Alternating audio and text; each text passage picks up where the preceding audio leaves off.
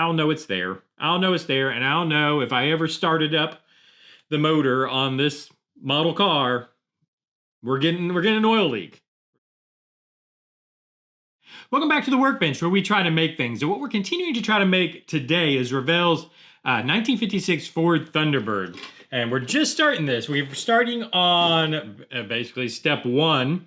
And we've got the engine together. Now, this is going to be a quick update. As you can see, there's not a whole lot done, but that's because this stuff, it takes time. So I did two things between yesterday and today. One, I've got the engine assembly that needs all to be painted red. So the factory Ford red was the color of the motors then. So I've got that together. This is all going to get painted that red. There'll probably be some little touch-up colors in it, but the point being, the mass of this will be red. I believe the transmission also. I need to look into that. I think the transmission and the motor, of course, you guys will probably let me know down in the comments section, but I believe both of them are that factory Ford red color. Which I want to make this just a quick update. I do think I want to do this as a straight off the factory assembly line kind of car, if that makes sense. So somebody, either this is 1956 and it's coming off the factory line, or somebody did a what do you call it, like a 10-point restoration or whatever you call that, where it's everything's perfect. Which brings me something about the body color, which we'll talk about it at the end here. But I did want to mention, I want to mention, if you want to follow along and build one of these yourself, check the description down below. You can get your own. And the reason I say that is I want to just kind of give a few little updates that I ran into while building this. The first one was, one, I had to cut the, where'd it go? The upper radiator hose off. And then not only did I have to cut it off, because I'm going to replace it with a, in fact, here we go. I've got, this is a coolant line, but it'll probably be the right size, with an aftermarket radiator hose. And basically, not only did I have to cut it off because it came to here, hopefully you guys can kind of see this, it came to here, so I had to kind of whittle this all out back to the water neck here, so that when we put the new hose, it'll fit in there. So that's something to keep in mind. Something that's really bugging me, really bugging me, is there's no carburetor. So this air filter just kind of sits right here on top like so. And it's just like a square box that's there for the carburetor. There's not an actual, molded carburetor. Now, granted, we're going to have valve covers that kind of sit here. And then, so that kind of blocks the view a little bit of the carburetor, but you'll still be able to see that. So I need to figure that out. I've got some, when I bought carburetors prior, I had some sent to me, but these are all, that kind of looks like a Rochester. This is definitely a Holley double pumper there, which would not, I can't imagine came on. I need to figure out what carburetor came on these motors. I really don't know. And then see if I can get one, because what I think I'll probably do is just grind this little square block off, actually put a carburetor on it, and then put this air filter on it. And speaking of the air filter, which is the chrome color, and I did reach out to the research department, Google, and they came back to me with, this stuff is chrome. So the air cleaner, valve covers, the doodads. I need to get back with them and see if I'm not sure the fan was actually chrome, but it might be. So all this stuff is actually chrome. I hate this chromed plastic. It looks awful. To me, it doesn't look like real chrome. And plus, I've already had to kind of clean up some spots on it. Like right here, I need to clean this up a little better here. It's got a bump on it. And then once you do that, then we cut through.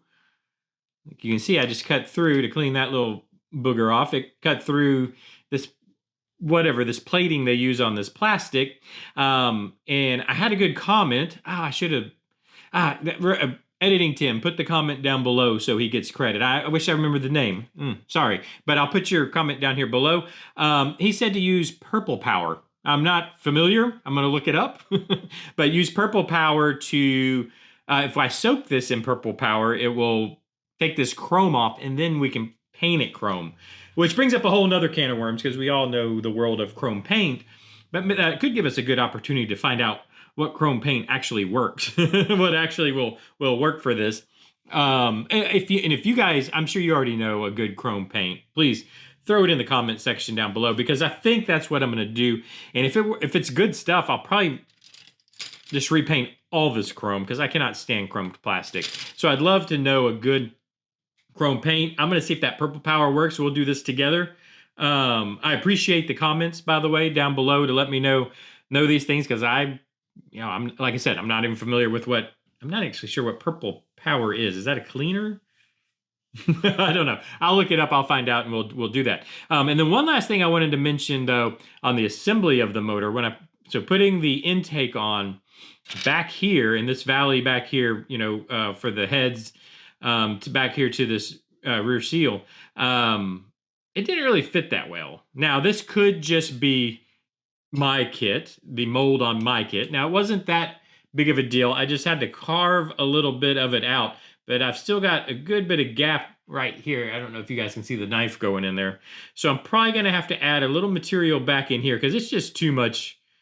I mean, you'll probably never see it because, obviously this is back to the firewall, but I'll know it's there. I'll know it's there, and I'll know if I ever started up the motor on this model car, we're getting an oil leak. We're getting an oil leak, so I'm gonna have to, fill that in. But it'll just take a little bit of material. It won't be that big a deal. But just as a heads up, that's there. And so far, that's what I've come across. Everything else cleaned up. You can see I've got the seams cleaned up here to make a nice smooth oil pan, bottom of the transmission, the top of the transmission. I do need to kind of clean up just a little bit right here on the tail shaft of the transmission. We still got a little bit of that seam showing. I don't think I'm going to have to fill any of this. It all came together nice and tight where I'm not having to fill, sometimes you get gaps in that stuff. So far, I'm not having to fill any of it. I'm just having to, obviously sand down, scrape down, sand down the seam itself. And you can see the way I do it. I just use a X-Acto to take down the heavy stuff, and then I'll use a sanding block to basically just sand it down nice and smooth. Same with getting that nice and square like so. But so far, not that bad. Not that bad as far as the kit goes. But so anyways, I wanted to give you the update of where we're at with this. I'm going to get all this painted up over the weekend. We'll start messing with the chrome stuff. Oh, the body color. I threw the box on the floor. Let me grab it. So the girls, when I say the girls, the wife and the daughter wanted this model because they wanted it pink.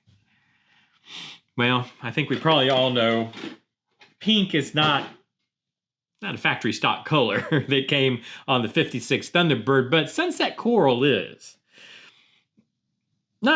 It's not that pink I just showed you by any means, but it's pinkish. So anyways, I think that's what I'll do. I'll probably get a paint code for Sunset Coral.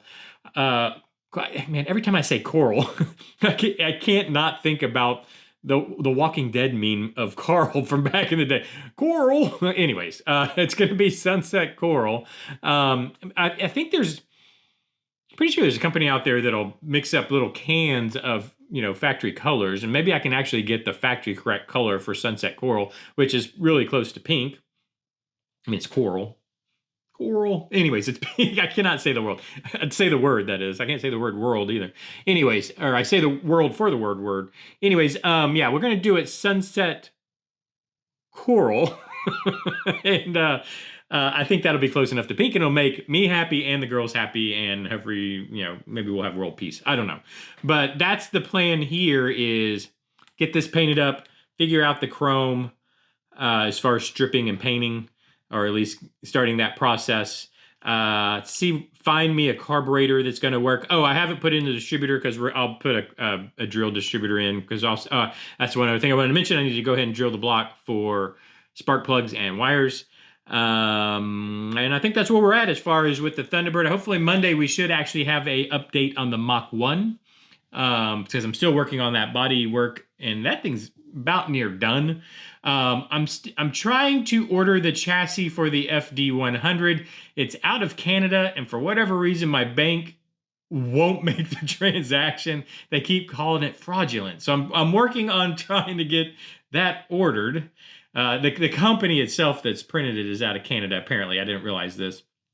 For whatever reason, my bank thinks it's a fraudulent charge, and I cannot make it happen. I'm like, no, I want to buy this. But anyways, I'll get that figured out. So we'll have the chassis coming for the FD100, and so that build will start also. And so we'll have plenty of going on, plenty of updates. Should be a lot of fun. Thank you for joining me. Leave me those comments like you have been down in the comment section. I really do enjoy reading them and hear what you guys have to say. Hit the like button if you enjoyed this, and subscribe, ring the bell, do all those things everybody tells you to do on YouTube, and I'll see you tomorrow.